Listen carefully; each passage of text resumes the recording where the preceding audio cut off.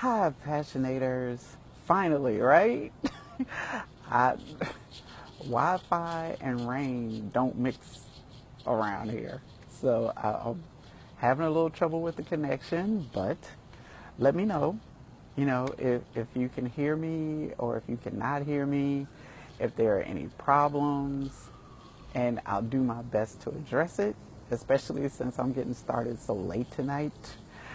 I obviously didn't plan this one either, but after some encouragement from unexpected places earlier today, I ran into one of my favorite passionators, and he stopped to let me know how much he appreciated these FB Lives. So that's always great when I hear that, especially when I hear it from the fellas, because this is a kind of conversation that a lot of fellas just really don't want to participate in too much, especially not when there's a woman leading the discussion.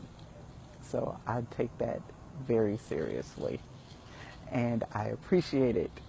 I consider it a privilege, and I'm very glad you guys keep coming back.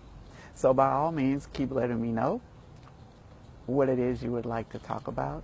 You can private message me, or you can leave me a comment on my Facebook page. I do comment personally. I have some help with other things, but the comments are mine. And tonight, anyway. Oh, and if you'd like to get on my mailing list and get your own copy of the Get Back to Passion cheat sheet, go to EdenAdele.com. EdenAdele.com. And as always, feel free to share this video. Tonight's discussion is about closure. And it is, once again, in the relationship discussions that are popular on the internet right now. Usually this conversation centers around somebody who feels like they've been betrayed. And maybe they have been betrayed. Or they were in a relationship that they thought was going well, and then it all of a sudden went south, right? And they feel entitled to an explanation. They feel entitled to know what happened, what went wrong, and why it went wrong. They also feel entitled to an opportunity to let the other person know just how badly hurt they are, to let them know just how wrong they were, to make sure they feel the pain that they caused them, right? That's what closure is typically about. And all of those things are precisely why closure never works. It just doesn't, because it doesn't do any of that. The idea that you can get all your questions answered in the first place is unreasonable and impossible. Even if it could be done, it wouldn't change the outcome. And that's usually why people ask all these questions. They really do believe that if they ask enough questions and they get enough answers, that they could either do something or say something that would change the outcome. And that's just not how this works. That's not how any of this works. There is nothing about asking a million questions that keep you on the hamster wheel that is going to make your situation any different than it already is. There's the offshoot of questions like that is usually the idea that at the end of this interrogation, we can get back together, or there's some way I can get my ex back, and I need to get them to want me again, to love me again, to come back to me again. I need to do everything I can to get them back.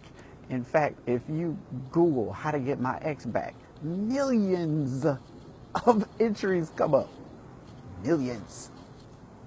Why? Because there are so many people hanging on to this notion that they should have their ex back because they were the ones who didn't want to let their ex go in the first place.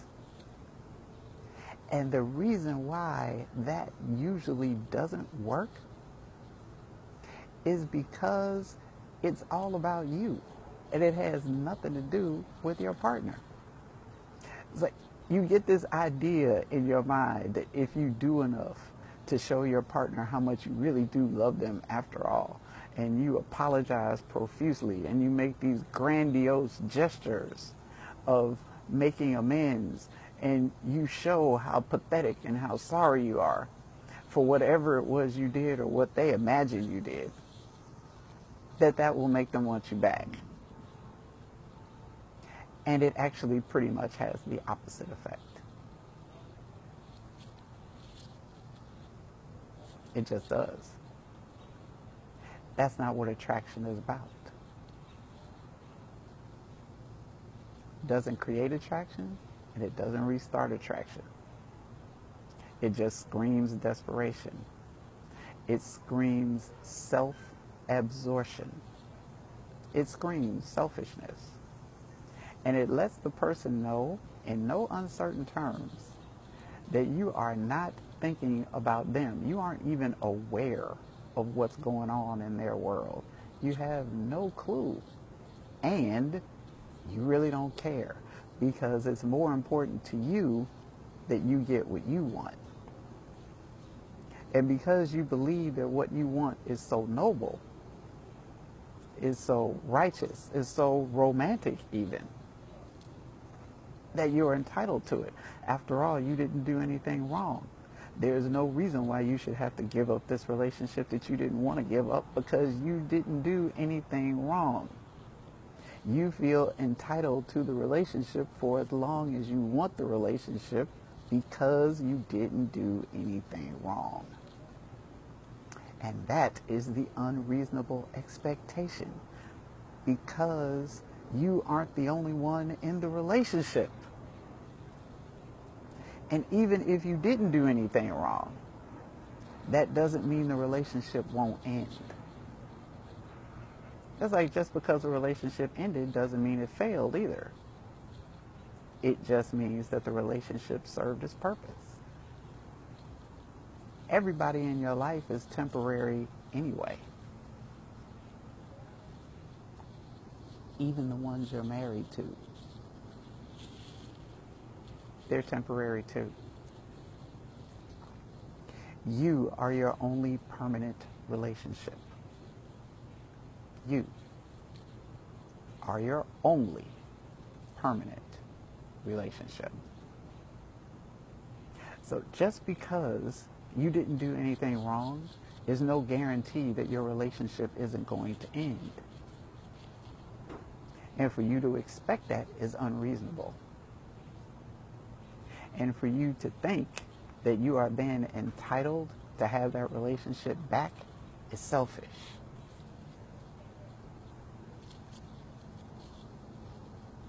It's all about what you want.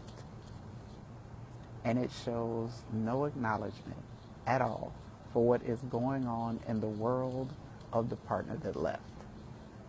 For whatever reason they left.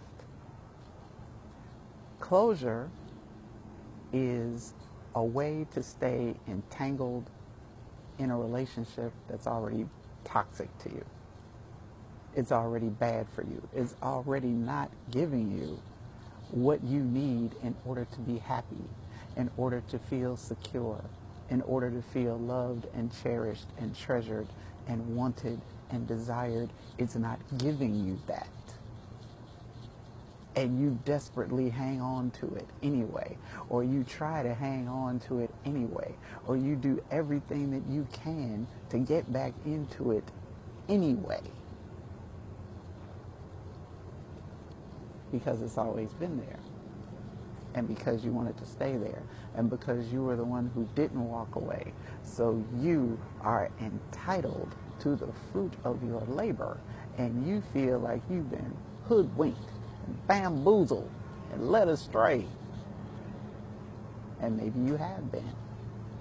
Maybe you have been wronged. Maybe you have been betrayed. All I'm trying to say is that none of that guarantees you a right to get back into the relationship. None of that guarantees you a right to continue the relationship. None of that even guarantees you a possibility that the relationship can be reformed into something that you would actually be happy to be in. None of that. None of it. And until you embrace that relationships are temporary, that they are all temporary, that they are short-term temporary, some are long-term temporary, most are somewhere in the middle.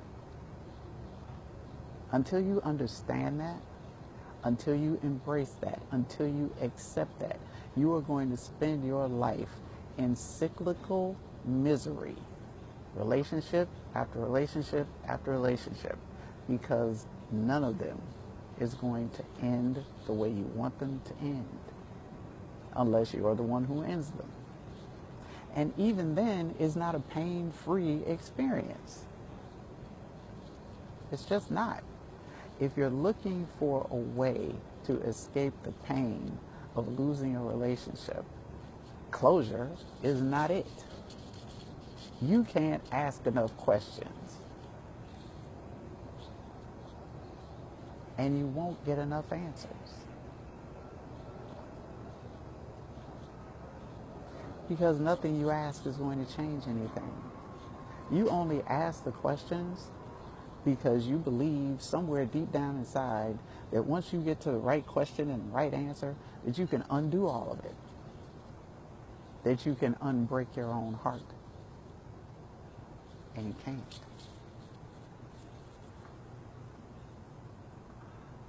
You want closure, but you're the one that's holding the door open.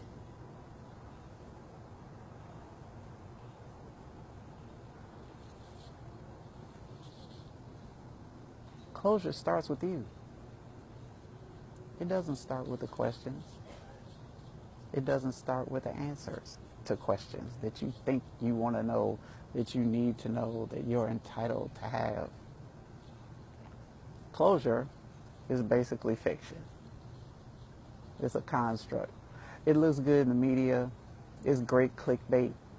But in a real relationship, it doesn't help. It's not useful. It doesn't work. All it does is keep you on the hamster wheel. That's what it does. I like to call it emotional masturbation. It may make you feel better. It may even give you a release. But it produces no life. At least with physical masturbation, you feel better afterward. But with closure, you typically feel worse. Because you never get it. One question just leads to another question, which leads to another question. You get an answer, then you question the answer. You ask a question, the question gets answered. You get the answer, and then you question the answer. And the hamster wheel keeps spinning, and you're still in the same situation. Well, how do I get them back? How do I stop longing for them? You change your focus. You change your focus away from them. Because it was never about them anyway. You want closure, but you're the one who's holding the door open. Close the door. Cut the contact. Stop stalking their social media. Stop responding to their texts. When the phone rings, don't answer it. If they show up at the door, don't open it. Cut them off. Change your focus. Concentrate on yourself. Yourself. Stop trying to fix stuff that isn't broken.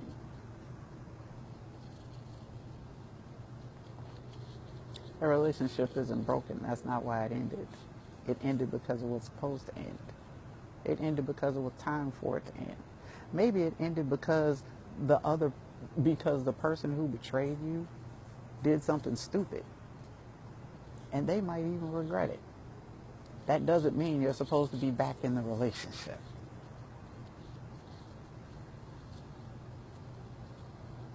That's not what that means.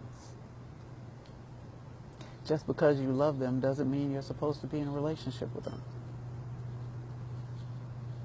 Just because you don't want to leave doesn't mean you're in love.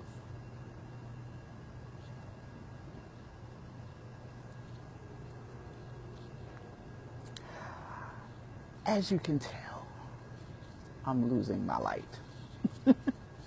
I'm trying to work with it. I got seriously sidetracked with technical issues this evening, but I still wanted to bring you a message that I hope will be useful.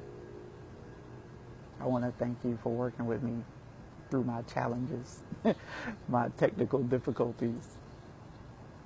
But please share this video, because there are people who are stuck on this closure hamster wheel that are wasting their life by the moment, by the week, by the month, by the year, looking for answers that they'll never get to questions that don't matter anyway.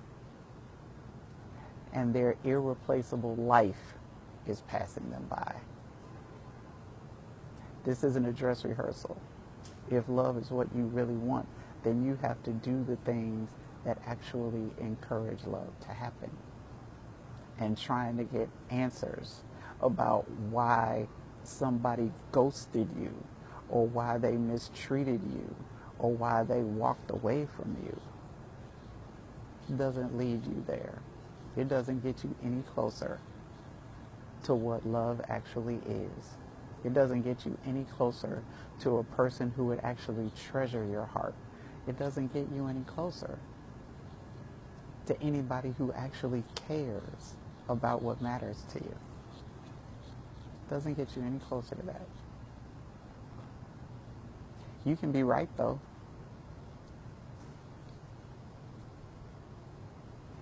And if being right is more important to you, then you'll keep chasing answers to questions that don't matter.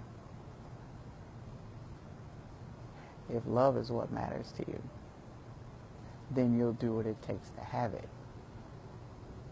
And if you can't get it from the partner that you have, if you can't get it from the partner that just walked away from you, that doesn't mean it isn't available. It just means it's not available from them. And you feeling entitled to have it from them just because you've been with them forever, or just because they promised it to you, isn't getting you any closer to it. If you tell the whole truth about the situation to yourself,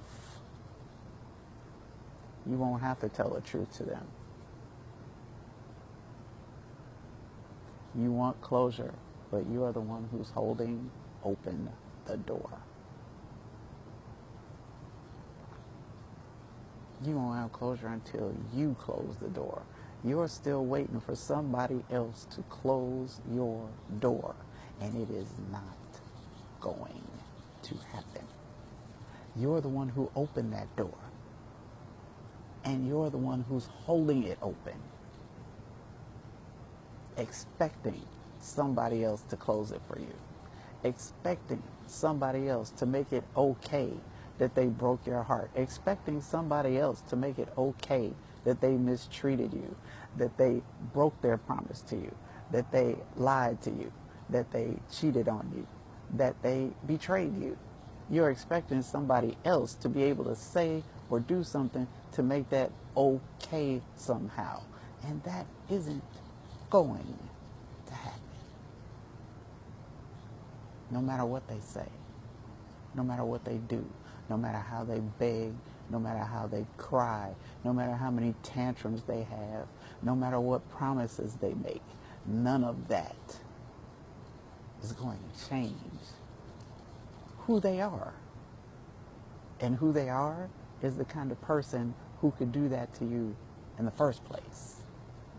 That's who they are.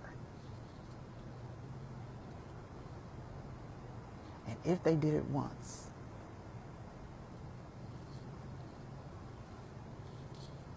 they'll be a lot more likely to do it again. Particularly if the only indication that you have that they wouldn't do it again is that they said they wouldn't do it again.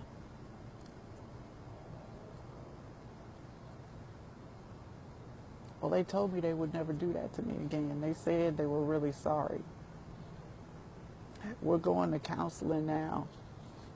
Well, we're kind of going to counseling because when we get to counseling, they don't really want to talk about it.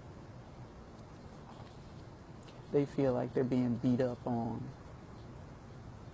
so they don't want to talk. And when we leave, they don't want to talk because it makes them feel bad. But they're not going to do it anymore because they know how much it hurt me.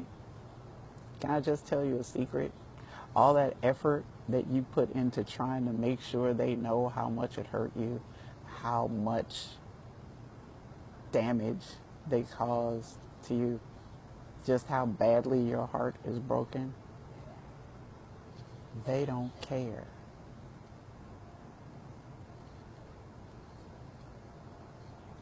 They don't care. They don't care how much it hurt you. Because it was never about you. They didn't do whatever it was they didn't do it because of you. They didn't do it to you. They didn't do it for you. It wasn't about you. It was entirely about them.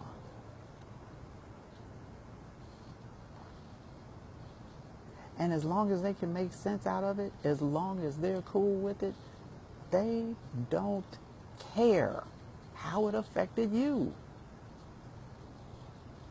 It's not important. Even if they love you, it's not important. So you got a decision to make.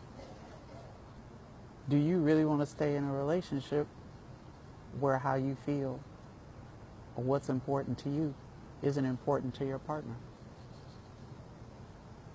Because if it's not, and you stay, trust and believe you'll be in that situation again, only it'll be worse next time. Because they'll get better at hiding it, so it'll take you longer to discover it. And this time it may cost you a whole lot more than a broken heart. It may cost you what you never dreamed of.